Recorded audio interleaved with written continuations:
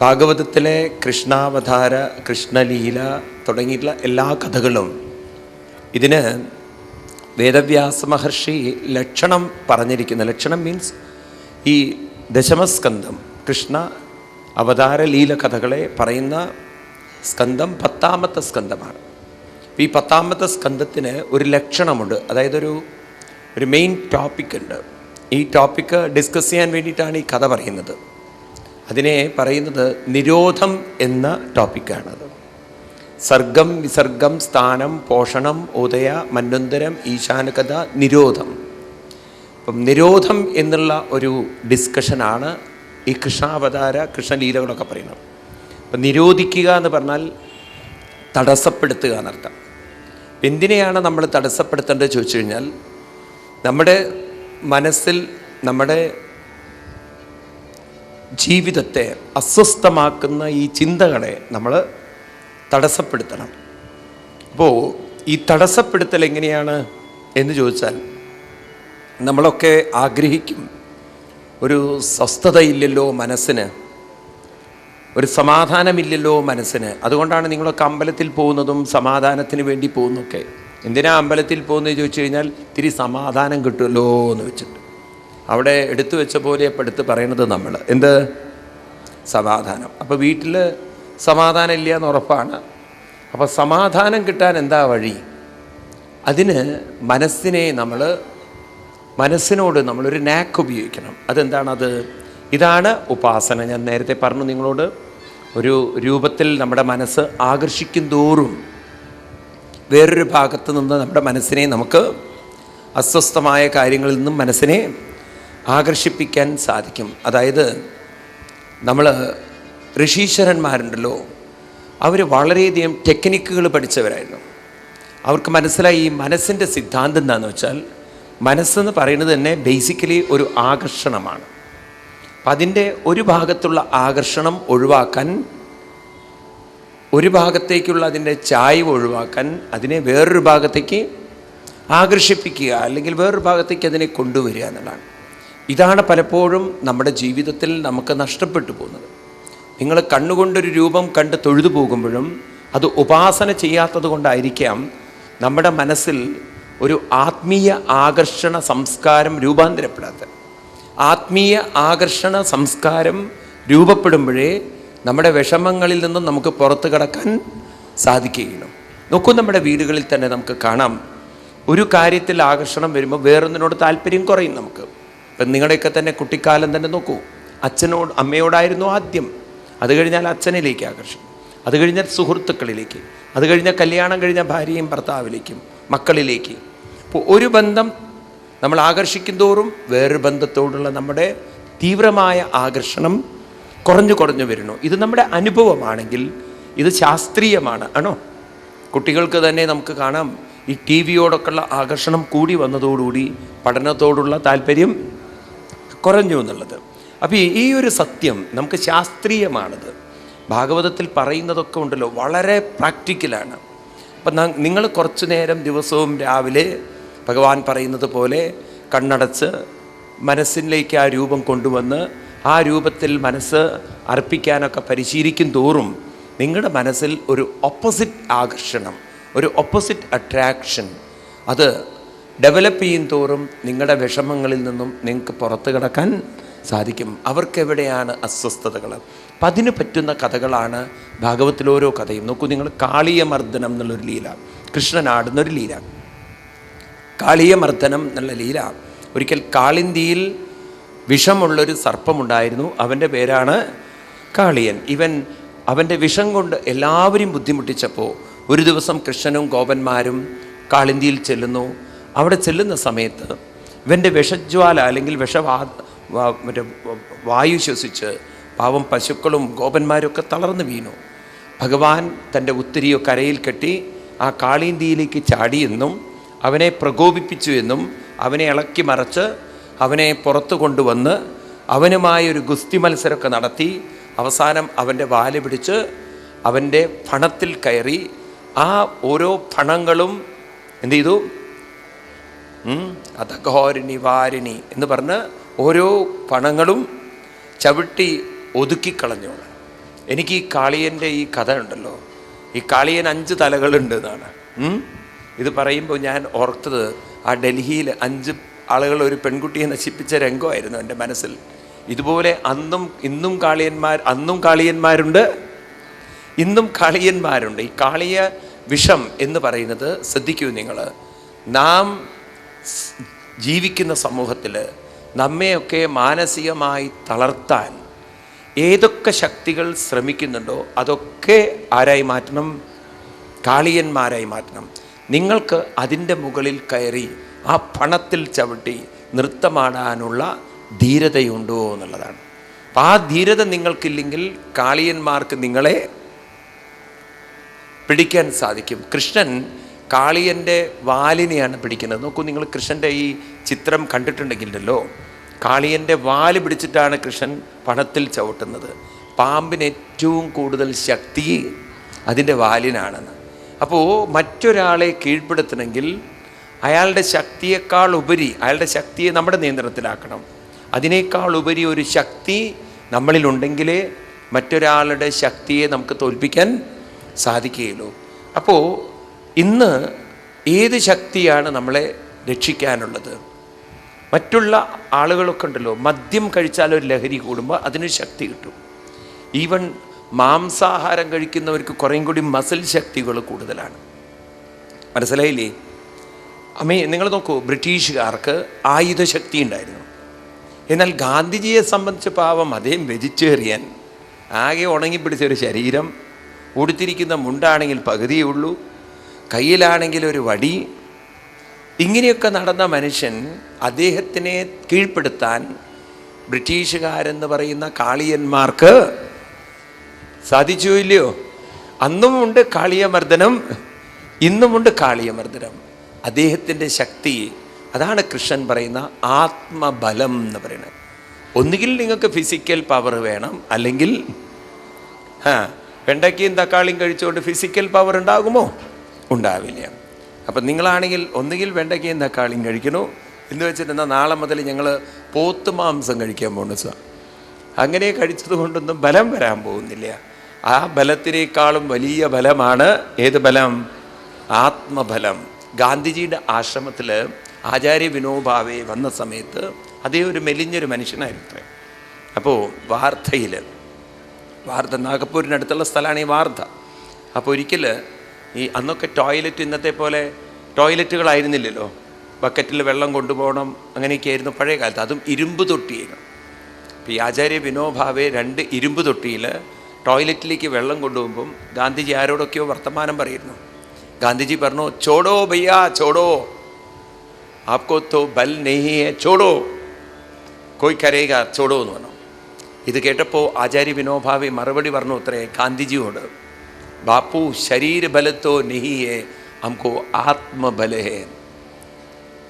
ആത്മബലഹേ എന്നാണ് പറയുന്നത്. ഇതേപോലെ നിങ്ങൾക്ക് പറയാൻ പറ്റുമോ ശരീരബലമില്ലെങ്കിലും ആത്മബലമുണ്ട് എന്ന് പറയാൻ പറ്റുന്നവർ എത്ര പേരുണ്ട്? നന്നായി, അറ്റ്ലീസ്റ്റ് ഹാളിലെങ്കിലും നിങ്ങൾ പറയുന്നുണ്ടല്ലോ. അപ്പോൾ ഇങ്ങനെ നമുക്കൊക്കെ ഒരു ആത്മബലം, ഞാൻ തമാശ പറയില്ല, അത് വികസിപ്പിച്ചെടുക്കണം. ഇന്നത്തെ നമ്മുടെ കുട്ടികൾക്കൊക്കെ ആത്മബലം ഇല്ലാത്തത് കൊണ്ടാണ് കാളിയന്മാർക്ക് അവരെ കീഴ്പ്പെടുത്താൻ സാധിക്കുന്നത്. നിങ്ങൾ വിചാരിക്കരുത് ഈ കഥകളൊക്കെ പഴയ കഥകളാണെന്ന്. ഇന്നും കാളിയന്മാരുമുണ്ട്, ഇന്നും കൃഷ്ണന്മാരുണ്ട്. നിങ്ങൾ പലരുണ്ടല്ലോ, പലരും വിചാരിക്കും ഞാൻ വളരെ പവർഫുള്ളാണെന്ന്. അർജുനൻ നോക്ക്, യുദ്ധക്കളത്തിലേക്ക് വരുമ്പോൾ പവർഫുള്ളാണെന്ന് വിചാരിച്ചു. പക്ഷേ അർജുനൻ യുദ്ധക്കളത്തിൽ തളർന്നു പോയി. അർജുനൻ ആ കാളിയനെ കീഴ്പ്പെടുത്താൻ സാധിച്ചില്ല. പക്ഷേ ഗീതോപദേശമൊക്കെ കേട്ടപ്പോഴാണ് അർജുനന് ആ കാളിയനെ കീഴ്പ്പെടുത്താൻ സാധിച്ചത്. ആണോ? ഇങ്ങനെ നമുക്കൊക്കെ കാളിയന്മാരെ കീഴ്പ്പെടുത്താൻ സാധിക്കണം. അതിന് ആദ്യം നാം നമ്മുടെ ഉള്ളിലെ ചില കാളിയന്മാരെ തോൽപ്പിക്കണം. നമ്മുടെ ഉള്ളിൽ എന്ത് കാളിയനാ സ്വാമി ഉള്ളത്? നമ്മുടെ ഉള്ളിലുള്ള കാളിയന്മാരുണ്ട്. അലസത ഒരു കാളിയനാണ്, പിടിവാശികൾ കാളിയനാണ്, പിന്നെന്താണ്, എല്ലാം അറിയാമെന്നുള്ളൊരു വിചാരം കാളിയനാണ്. എനിക്കെന്തു വന്നാലും കൃഷ്ണൻ എന്നെ കൈവിടില്ല, അന്ധവിശ്വാസങ്ങൾ കാളിയനാണ്. ഇങ്ങനെയൊക്കെ പല കാളിയന്മാർ നമ്മുടെ ഉള്ളിലുണ്ടോ? അല്ലെങ്കിൽ എൻ്റെ അച്ഛനും അമ്മയും ഉള്ളോടത്തോളം കാലം എന്നെ പൊന്നുപോലെ നോക്കുന്നു, മനസ്സിലായില്ലേ? ഭർത്താവ് കൂടെ ഉണ്ട് എന്ന് വെച്ചിട്ട് മാനസിക ബലം ഉണ്ടാവണമെന്നുണ്ടോ? ഉണ്ടോ ഇല്ലയോ? അതാണ്. നോക്കൂ, പാഞ്ചാലിയുടെ മുന്നിൽ വെച്ചിട്ടാണ് അഞ്ച് ഭർത്താക്കന്മാരെ മുന്നിൽ വെച്ചിട്ടാണ് പാഞ്ചാലിയെ കൊണ്ടുപോയത്, ആണോ? അങ്ങനെയൊക്കെ നോക്കുമ്പോൾ ആരും കൂടെയുള്ളത് ബലമായി കണക്കാക്കരുത്. ആരും കൂടെയുള്ളത് കൊണ്ട് നമ്മളൊക്കെ ബലമായി കണക്കാക്കിയാൽ നാളെ നിങ്ങളൊക്കെ തിരിച്ചറിയും അതൊന്നും ഒരു ബലമായിരുന്നില്ല. പലപ്പോഴും വീടുകളിലൊക്കെ നമ്മുടെ കണ്ടല്ലോ, അച്ഛനമ്മമാർക്കൊക്കെ ഉള്ളൊരു പ്രശ്നമാണത്. മക്കളുണ്ടല്ലോ, കുടുംബമുണ്ടല്ലോ എന്നൊക്കെ ഇങ്ങോട്ട് വരും. പക്ഷേ കാലം ചില സമയത്ത് ചില തിരിച്ചടി അപ്പോഴാണ് മാനസികമായൊരു വിഷമം, തളർന്നു പോകുന്നത്. അപ്പം തളരുന്ന മനസ്സുകളൊന്നും കൃഷ്ണ മനസ്സല്ല. തളരാത്ത മനസ്സുകളെയാണ് ഭഗവാൻ തന്നെ ആദരിക്കുന്നത്. ഭഗവാൻ നമ്മളോട് പറയുന്നത് ധീരോഭവ എന്നാണ്. എന്താണ്? നോക്കൂ, നിങ്ങൾ 2-ാമത്തെ അധ്യായം ഭഗവത്ഗീതയിൽ 15-ാമത് ശ്ലോകം എടുത്ത് നോക്കൂ. നിങ്ങൾ 2-ാം അധ്യായം 15-ാം ശ്ലോകം.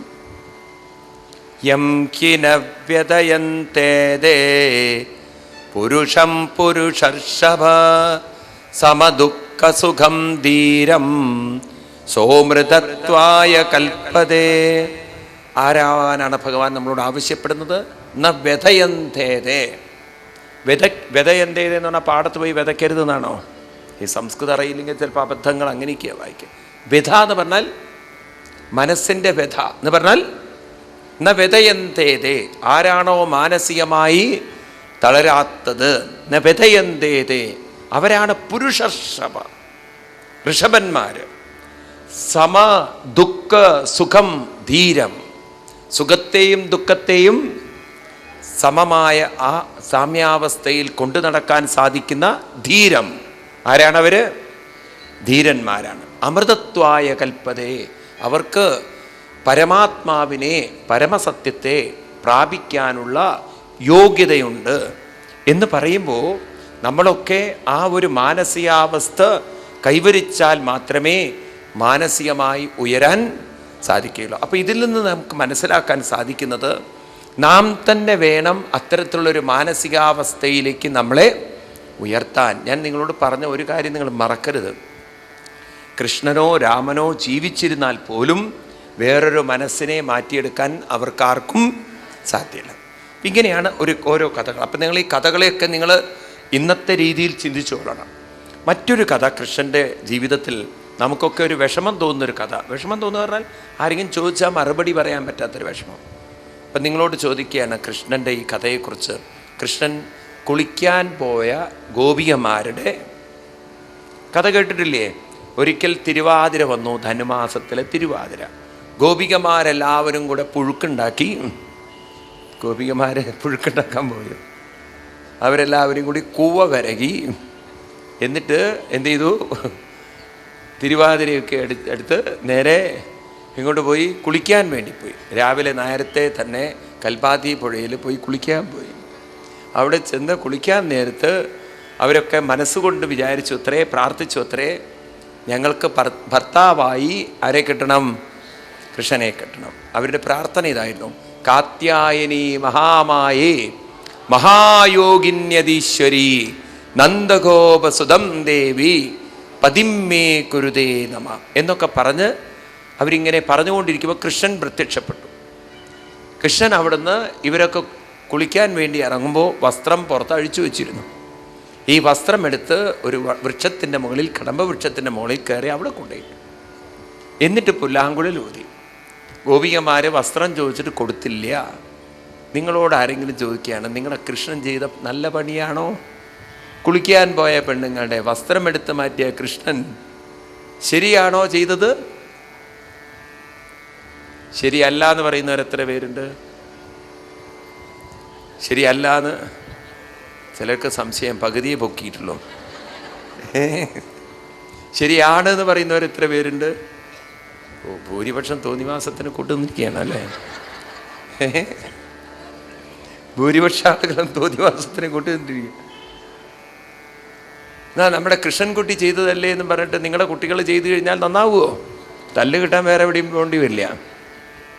അപ്പോൾ എന്തിനാ കൃഷ്ണൻ കുളിക്കാൻ പോയ പെണ്ണുങ്ങളുടെ ഡ്രസ്സൊക്കെ എടുത്ത് മാറ്റിയത്? അതൊരു മരത്തിൻ്റെ മുകളിൽ വെച്ചു. കഥ അവിടെ കൊണ്ട് കഴിഞ്ഞില്ലേ. കൃഷ്ണൻ പറഞ്ഞു, നിങ്ങൾ എൻ്റെ ദാസികളല്ലേ, ഓരോരുത്തരായി കയറി വന്നാൽ തരാമെന്ന്. അപ്പോൾ ഗോപിയന്മാർ പറഞ്ഞു, കളിയാക്കരുത്, പരിഹസിക്കരുത്, ഞങ്ങൾ ദാസികളാണ്, എന്തും പറഞ്ഞാൽ അനുസരിക്കുന്നവരാണ്, വസ്ത്രമൊക്കെ താഴേക്കിട്ടോളൂ കൃഷ്ണ, ഞങ്ങൾ എടുത്തോളാം. അപ്പോൾ കൃഷ്ണൻ പറഞ്ഞു, ഞാൻ അങ്ങനെയൊന്നും തരില്ല, നിങ്ങൾ ഓരോരുത്തരായി കയറി വരണമെന്ന്. അപ്പോൾ ഒരു ഗോപിയയ്ക്ക് ദേഷ്യം വന്നു എന്നാണ്. അപ്പോൾ പറഞ്ഞു, തന്നില്ലെങ്കിൽ ഞാൻ രാജാവിനോട് പോയി പറയുന്നു. കൃഷ്ണൻ പറഞ്ഞു, ഇങ്ങനെ തന്നെ പോയി പറയണം കേട്ടോ എന്ന്. ഒരു നൂൽ വസ്ത്രമല്ലേ മേലേ. അപ്പോൾ അവർക്ക് മനസ്സിലായി ഒരു നിവൃത്തിയില്ല, ഇനി തന്നില്ലെങ്കിൽ രാവിലെ നേരം വെളുത്തുകൊണ്ടിരിക്കുകയാണ്, ആൾക്കാർ കൽപ്പാത്തി പുഴയിൽ കുളിക്കാൻ വരും, ആ സമയത്ത് വസ്ത്രമില്ലാതെ അവിടെ ഇരുന്ന് കഴിഞ്ഞാൽ നാണക്കേടല്ലേ. അത് പറഞ്ഞ് ആ ഗോപികമാർ നിശ്ചയിച്ച് അവർ കയറി എന്നാണ്. പരസ്പരം ഒരാൾ പുറകിൽ ഒരാൾ പുറകിലായി, ആർക്ക് എത്രത്തോളം പുറകിലിരിക്കാൻ പറ്റുമോ അങ്ങനെയൊക്കെ നാണം മറച്ചവർ കയറി വന്നതും കൃഷ്ണൻ പറഞ്ഞു, ഗോപികമാരെ, നിങ്ങളിങ്ങനെ വസ്ത്രമില്ലാതെ കുളിച്ചതൊട്ടും ശരിയല്ല. അതുകൊണ്ട് നിങ്ങൾ ഏതൊരു പ്രാർത്ഥനയാണ് പ്രാർത്ഥിച്ചത് അതിന് ഫലമില്ലാതെ പോയി. എന്നാൽ നിങ്ങൾക്ക് ഫലം വേണമെന്നുണ്ടോ, 2 കൈയും മൂർധാവിൽ വയ്ക്കുക, ഒരാളെ തൊടാതിരിക്കുക, എന്നിട്ട് എൻ്റെ അടുത്ത് വരിക, വസ്ത്രം ചോദിച്ചാൽ ഞാൻ തരാം. ഇത് കേൾക്കുമ്പോൾ കൃഷ്ണൻ ചെയ്തത് നല്ല പണിയാണോ? ആണോ അല്ലയോ? ഇത് വായിച്ചാൽ ഏറെ അബദ്ധമാണ്. അതുകൊണ്ടാണ് ചിലർക്കൊക്കെ ഈ ഭാഗവതം വായിക്കുമ്പോണ്ടല്ലോ ഇങ്ങനെയൊക്കെയുള്ള ചോദ്യങ്ങൾ ചോദിക്കണം, എന്തിനാ കൃഷ്ണൻ ഇങ്ങനത്തെ വൃത്തികളൊക്കെ ചെയ്തത്. ചിലർ കൃഷ്ണനെ ഇങ്ങനെ വിമർശിക്കുന്നത്. അതുപോലെ തന്നെ കൃഷ്ണൻ്റെ വേറൊരു കാര്യമുണ്ടല്ലോ, 16,008 ഭാര്യമാർ. ഇതൊക്കെ കേട്ട് നിങ്ങൾ വിഡിത്തം കേട്ട് പോകരുത്. 16,008 ഭാര്യമാർ. ഒരിക്കൽ സ്വിറ്റ്സർലൻഡിൽ, ന്യൂസിലാൻഡിൽ ഒരു ക്രിസ്ത്യൻ പെണ്ണ് പോയി കേസ് ഫയൽ ചെയ്തു, കൃഷ്ണനെ ആരാധിക്കുന്നത് തടസ്സപ്പെടുത്തണം. അപ്പോൾ എന്താ അവളുടെ കേസ് എന്ന് ചോദിച്ചു കഴിഞ്ഞാൽ, 16,008 കല്യാണം കഴിച്ചിട്ടുണ്ടത്രേ ആ മനുഷ്യൻ. അയാളെ ദൈവം എന്ന് പറയാൻ പറ്റുമോ? ഇത്ര തോന്നിവാസം ചെയ്ത ഒരാൾ. അപ്പോൾ അവിടെ ആരോ കൃഷ്ണൻ്റെ അമ്പലം കെട്ടാൻ പോയി, അതിനെ തടസ്സപ്പെടുത്താനാണ് അവൾ ചെയ്തത്. അപ്പോൾ ഈ ജഡ്ജ് കുറച്ചൊക്കെ ഇത് വായിച്ച ഒരാളായിരുന്നു, നല്ല ഭാഗ്യത്തിന്. അദ്ദേഹത്തിന് കുറച്ചൊരു ഇന്ത്യൻ സംസ്കാരത്തിനോട് ഇതുണ്ടായിരുന്നു. അദ്ദേഹം ഈ ക്രിസ്ത്യൻ പെണ്ണിനോട് ചോദിച്ചു, നിങ്ങൾ ആരാ ചോദിച്ചു. അപ്പോൾ അവൾ പറഞ്ഞു, ഞാനൊരു ക്രിസ്ത്യൻ നണ്ണാണ്. ജീസസ് എത്ര കല്യാണം കഴിച്ചെന്ന് ചോദിച്ചു. അപ്പോൾ പറഞ്ഞു, ജീസസ് കെട്ടിയിട്ടില്ലല്ലോ, കല്യാണം കഴിച്ചില്ല. അപ്പോൾ ഇദ്ദേഹം ചോദിച്ചു, നിങ്ങളൊക്കെ എന്താ പ്രതിജ്ഞ ചെയ്യുക നണ്ണാവാൻ? നിങ്ങൾക്കറിയാം, ഈ പെൺകുട്ടികളൊക്കെ കന്യാസ്ത്രീകളാവുമ്പോൾ ഒരു പ്രതിജ്ഞ ചെയ്യും. ഞങ്ങളൊക്കെ അറിയോ നിങ്ങൾക്ക്? എന്താണ്? മണവാട്ടികളാണ് അത്ര ജീസസിൻ്റെ. അപ്പോൾ ചോദിച്ചാൽ എത്ര മണവാട്ടികൾ ഉണ്ടാവും അദ്ദേഹത്തിൻ്റെ എന്നുള്ളത്. അപ്പം നോക്കുമ്പോൾ കൃഷ്ണനേക്കാളും കൂടുതലാണ്, ഡബിളാണ്. അപ്പോൾ പറഞ്ഞു, കൃഷ്ണൻ കുറച്ചുകൂടി ബെറ്റർ അല്ലേ, ഇത്ര അധികം മണവാട്ടികളെ ലൈവായിട്ട് വെച്ചിരിക്കുന്ന, അല്ല ലൈഫോടുകൂടി വെച്ചിരിക്കുന്ന ആൾ. മറ്റത് കഥയല്ലേ. എങ്കിലും അതിൻ്റെ ഒരു ശാസ്ത്രീയത നിങ്ങൾ മനസ്സിലാക്കണം. അത് ഇന്നിപ്പോൾ ഏതായാലും നമുക്ക് പറയാൻ പറ്റില്ല. നാളെ രാവിലെ ആ ടോപ്പിക്ക് വരും. 16,008 എന്ന് പറയുന്നത് എന്താണ്, എന്തൊരു കണക്കാണ് ആ വെച്ചിരിക്കണമെന്നറിയോ? നാളെ നമുക്ക് നോക്കാം. ഇന്ന് അപ്പോൾ സ്വാമി ഞങ്ങൾ നാളെയും വരണോ? നാളെയും മറ്റന്നാളെയും കൂടി വന്നാൽ മതി, അത് കഴിഞ്ഞാൽ കഴിഞ്ഞു. അപ്പോൾ ഇവിടെ നമുക്ക് പറയാനുള്ള വിഷയം കൃഷ്ണൻ ഗോപികമാരുടെ വസ്ത്രം എടുത്തു വെച്ച കഥയാണ്. ഏതായാലും കൈ മുകളിലേക്ക് വയ്ക്കാൻ പറഞ്ഞതും കൃഷ്ണൻ്റെ മുന്നിൽ വന്ന് ആ ഒരു നിമിഷം ഗോപികമാർ എല്ലാം മറന്നുപോയി എന്നാണ്. അവർ ശരീരത്തെക്കുറിച്ചും വസ്ത്രത്തെക്കുറിച്ചും എല്ലാം ഒരു നിമിഷം മറന്ന് ഒരു മാനസികമായൊരു നിശ്ചലമായ ആനന്ദ അനുഭൂതിയിൽ അവർ ലയിച്ചുപോയി എന്നാണ്. അവർ സ്ത്രീകളല്ലാത്തൊരു അനുഭൂതിയിലേക്ക് അവർ ഉയർന്നു. ഈ ഒരു അനുഭൂതി അവർക്കുണ്ടായതും ഭഗവാൻ അവരോട് പറയുന്നൊരു കാര്യമുണ്ട്, ഗോപികമാരെ, ഇതിനാണ് ഞാൻ വസ്ത്രം എടുത്തു മാറ്റിയത്. ശ്രദ്ധിക്കേ, ഈ ഭാഗവതത്തിലെ ഈ ശ്ലോകം വളരെ രസകരമാണ്. 22-ാം അധ്യായത്തിലാണ് ഗോപീ വസ്ത്രാപഹരണ ലീല പറയുന്നത്. അവിടെ 32-ാമത്തെ 29-ാമത്തെ ശ്ലോകമായിരിക്കണം. പറയും, മയ്യാവേചിതധിയാം കാമകാമായ കൽപ്പതേ ഭർച്ചിത്വാ കൊതിദാദാനാം. 26-ാമത് ശ്ലോകം. മയ്യാവേശിതധിയാം കാമകാമായ കൽപ്പതേ ഭർജിത്വാ കൊതിദാദാനാം പ്രായോ ബീജായ നിശ്യതേ. ഇതാണ് ശ്ലോകം. ഈ പറയുന്നത് വളരെ ശ്രദ്ധിക്കൂ നിങ്ങൾ. ഭഗവാൻ ഗോപികമാരെ ആകർഷിപ്പിച്ച് വസ്ത്രങ്ങളൊന്നുമില്ലാതെ ഒരു നിമിഷം അവർ നിശ്ചലരായി നിൽക്കുമ്പോൾ അവർക്കൊരു ബോധം വരികയാണ്, ഞങ്ങൾ സ്ത്രീകളല്ല. അപ്പം ശരിക്കും ശ്രദ്ധിക്കണേ, നമ്മുടെ ഭാരതീയ സംസ്കാരം അത് മറ്റുള്ളവർക്ക് മനസ്സിലാവാത്തതിൻ്റെ കാരണം എന്താണെന്ന് വെച്ചാൽ, മറ്റുള്ളവർ മനസ്സും ശരീരമൊക്കെ പറയൂ ഒന്നായി കാണുന്നു. ഈവൻ നമ്മുടെ വിദ്യാഭ്യാസത്തിൽ പോലും ശരീരത്തിൽ നിന്ന് രൂപാന്തരപ്പെട്ട ഒന്നായിട്ടാണ് ഏതിനെ കാണുന്നത്? മനസ്സിനെ കാണുന്നത്. എന്നാൽ ഭാരതത്തിൻ്റെ അടിസ്ഥാന വിദ്യാഭ്യാസം തന്നെ ശരീരവും മനസ്സും വേറെയാണെന്ന്. അപ്പം അതുകൊണ്ട് നമ്മുടെ പൂർവികന്മാർ, ഋഷിമാർ നാം ഉടുത്ത വസ്ത്രം പോലെ തന്നെയാണ് മനസ്സ് ധരിച്ച വസ്ത്രമായിട്ട് ശരീരത്തെ കാണുന്നത്. ഈ ശരീരവും ഒരു വസ്ത്രമാണ്. ബോധമുള്ള മനസ്സ് ധരിച്ച വസ്ത്രമായിട്ടാണ് ശരീരത്തെ കാണുന്നത്. അത് മറ്റുള്ളവർക്കത് പറഞ്ഞാൽ മനസ്സിലാവില്ല. കാരണം ഒരു മതക്കാർക്കും പറഞ്ഞാൽ മനസ്സിലാവില്ല. കാരണം മനസ്സും ശരീരവും രണ്ടെന്ന് പഠിപ്പിക്കുന്ന ഒരേ ഒരു സംസ്കാരം ഭാരതീയ സംസ്കാരം മാത്രമാണ്. ഇതിൻ്റെ പേരാണ് സാംഖ്യയോഗം. അതുകൊണ്ടാണ് ഞാൻ നിങ്ങളോട് പറഞ്ഞത്, ഭഗവത്ഗീതയിലെ 2-ാം അധ്യായം അടിസ്ഥാനമായി നിങ്ങൾ പഠിച്ചാലേ ഈ പറയുന്നൊക്കെ നിങ്ങൾക്ക് മനസ്സിലാവുള്ളൂ. കാരണം അവിടെയാണ് കൃഷ്ണൻ അർജുനനെ പഠിപ്പിക്കുന്നത് ദേഹി ദേഹം. നോക്കൂ നിങ്ങൾ ഓരോ ശ്ലോകങ്ങളും. ദേഹി നിത്യമവദ്യോയം ദേഹേ സർവസ്യ ഭാരത തസ്മാത് സർവാണി ഭൂതാനി നത്വം ശോചിതുമർഹസി. ഗീതയിൽ 2-ാമത്തെ അധ്യായത്തിൽ 30-ാമത്തെ ശ്ലോകം. ദേഹി നിത്യം അവദ്യോയം. ദേഹി നിത്യം. ദേഹം ഒന്ന് ദേഹമാണ്, അത് നിത്യമല്ല. അപ്പോൾ നിത്യ അനിത്യം. ഒന്ന് നിത്യമാണ്. എന്താ ഈ നിത്യം അനിത്യം എന്നൊക്കെ ഞാൻ പറയുന്നത് മനസ്സിലാവുണ്ടോ? നിങ്ങൾ ഇവിടേക്ക് നിങ്ങളെ വീട്ടിൽ നിന്ന് വരുമ്പോൾ ശ്രദ്ധിക്കൂ, എന്നാലേ മനസ്സിലാവുള്ളേ. നിങ്ങളുടെ വീട്ടിൽ നിന്ന് നിങ്ങൾ ഇങ്ങോട്ട് വന്ന് ഇവിടെ ഇരിക്കുമ്പോൾ നിങ്ങൾ കൊണ്ടുവന്നത് മനസ്സിനെ മാത്രമാണ്. എന്താ സ്വാമി, അപ്പം ഞങ്ങൾ പ്രേതങ്ങളായിട്ടിരിക്കുന്നുണ്ടോ ഇവിടെ? നിങ്ങൾ കൊണ്ടുവന്ന ശരീരം അല്ല ഈ നിമിഷം ഇവിടെ ഇരിക്കുന്നത്. എന്ന് പറഞ്ഞാൽ കാലം മുന്നോട്ട് പോകും തോറും നിങ്ങളുടെ ശരീരം നിങ്ങളിൽ നിന്ന് മാറിക്കൊണ്ടിരിക്കുന്നു. അല്പാൽപ്പം വയസ്സ് മാറുന്നുണ്ടോ? ആയുഷഖണ്ഡമാധായ രവി അസ്തം ഗമിഷ്യതി എന്നാണ്. സൂര്യൻ പടിഞ്ഞാട്ട് പോകുന്നതിനനുസരിച്ച് നമ്മുടെ പ്രായവും സൂര്യനൊന്നിച്ച് പോകുന്നുണ്ട് എന്നുള്ളതാണ്. ഉണ്ടോ ഇല്ലയോ? സൂര്യൻ ഇങ്ങനെ പടിഞ്ഞാട്ട് പോകുന്നത്, നല്ല ഉച്ച സമയത്ത് നമ്മൾ നോക്കുമ്പോൾ സൂര്യൻ എങ്ങോട്ടും പോകുന്നില്ല. പക്ഷെ കുറച്ച് കഴിഞ്ഞാൽ 3 മണി 4 മണി സൂര്യൻ അല്പാൽപ്പം അല്പാൽപ്പം അല്പാൽപ്പം പടിഞ്ഞാറോട്ട് നീങ്ങി. 6 മണിയാകുമ്പോഴേക്കും സൂര്യൻ അസ്തമിച്ചു. ഇതേപോലെ നമ്മുടെ ശരീരവും നമ്മളിൽ നിന്നും അകന്ന് അകന്ന് അകന്ന് പോകുന്നുണ്ടോ? ഉണ്ടോ ഇല്ലയോ? അപ്പം നമ്മൾ കൊണ്ടു നടക്കുന്നത് മുഴുവൻ ആരെ മാത്രം?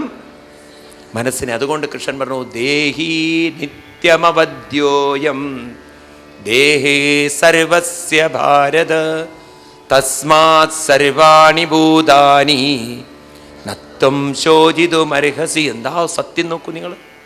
ഈ ദേഹവും ദേഹിയും, ദേഹി ധരിച്ച വസ്ത്രമാണ് പറയൂ ദേഹം. അതുകൊണ്ടാണ് കൃഷ്ണൻ ജനന മരണത്തെ പറയുന്നത്. ജനനം എന്ന് പറയുന്നത് ഒരു പുതിയ വസ്ത്രവുമായിട്ടുള്ള കൂടിച്ചേരൽ. മരണം എന്ന് പറയുന്നത് ഒരു പഴയ വസ്ത്രത്തെ വേർപിരിയൽ. വീണ്ടും പുതിയ വസ്ത്രത്തോട് കൂടിച്ചേരുന്നു, അത് ജനനം.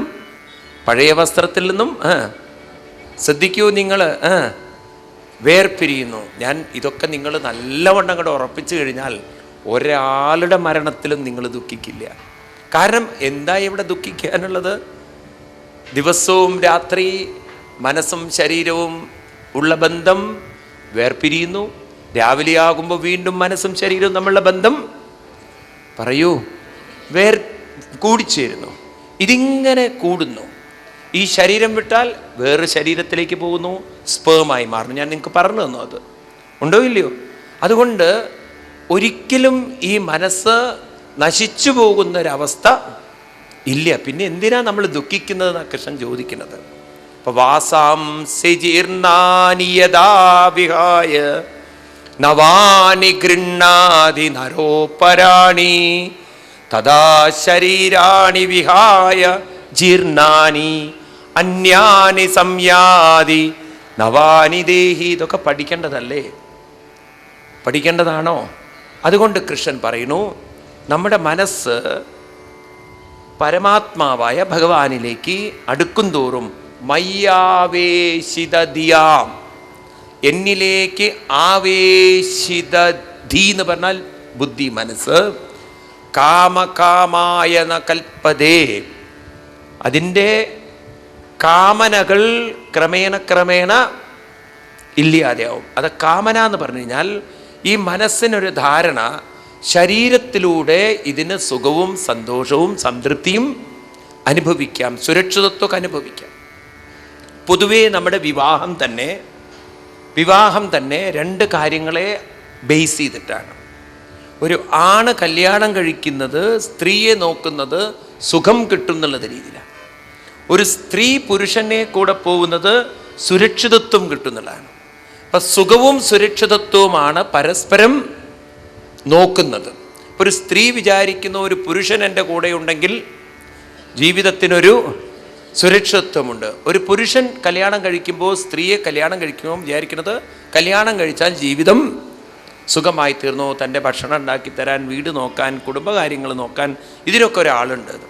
അപ്പം ഈ സുഖവും സുരക്ഷിതത്വവും മറ്റൊരാളിലൂടെ കിട്ടുമെന്ന്, ആണ് പെണ്ണിലൂടെ കിട്ടുമെന്നും പെണ്ണ് ആണിലൂടെ കിട്ടുമെന്നും പരസ്പരം ധരിച്ചുകൊണ്ടുള്ള ഒരു ഇൻസ്റ്റിറ്റ്യൂഷനാണ് വിവാഹം എന്ന് പറയുന്നത്.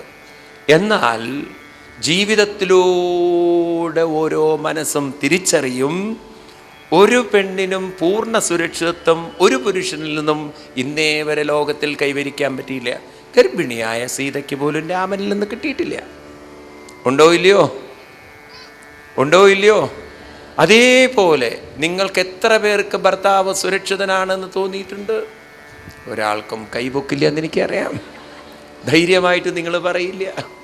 കാരണം എപ്പോഴാ കാറ്റ് പോവുക നമുക്കറിയില്ല. ആളുടെ ചരട് കെട്ടി നടക്കുന്നത് കാണാം. ഇവിടെ പലരുടെയും കയ്യിലൊക്കെ ചരട് കെട്ടിയിരിക്കണോ, ഭൂതം ആവേശിച്ചിരിക്കണമെന്ന്, ആരോ എൻ്റെ നേരെ ഭൂതത്തിനെ വിട്ടിരിക്കണമെന്ന്. ഭാഗവതം കളിയാക്കും നിങ്ങളെയൊക്കെ. പറയും, ന പ്രേതോ ന പിശാചോ രാക്ഷസോ സുരോഭിവ ഭക്തിയുക്ത മനസ്കാനാം സ്പർശനേന പ്രബുൽഭവേത്. ആരുടെ മനസ്സിലാണോ ഭക്തി, ജ്ഞാനം അല്ലെങ്കിൽ ധ്യാന സംസ്കാരമുള്ളത് അവരെ ഒന്നും തൊടാൻ ന പ്രേതോ ന പിശാചോ രാക്ഷസോ അസുരോഭിവ. ഇതൊക്കെ ഞാനിവിടുന്ന് പ്രസംഗിക്കുമ്പോൾ നിങ്ങൾക്ക് തോന്നും ഗംഭീരാണ്. നിങ്ങളൊന്ന് ഗുരുവായൂർ അമ്പലത്തിലൊന്ന് പോയി നോക്കൂ. നിങ്ങൾക്ക് അവിടെ ഒരു റൂം എടുക്കൂ. എന്നിട്ട് നിങ്ങളൊക്കെ ഗുരുവായൂരിൽ പോയി താമസിക്കാറില്ലേ? നിങ്ങളവിടെ റൂമെടുത്ത് താമസിക്കുന്ന സമയത്ത് ഒറ്റയ്ക്ക്. അപ്പോൾ റൂം ബോയ് പറയാണ്, വല്ല ശബ്ദം ഉണ്ടെങ്കിൽ വിളിച്ചോളൂ കേട്ടോ എന്നും. എന്ത് പറ്റി? കഴിഞ്ഞ മാസം ഒരുത്തൻ ഇവിടുന്ന് സമാധി ചെയ്തതെന്നും. Direct connection.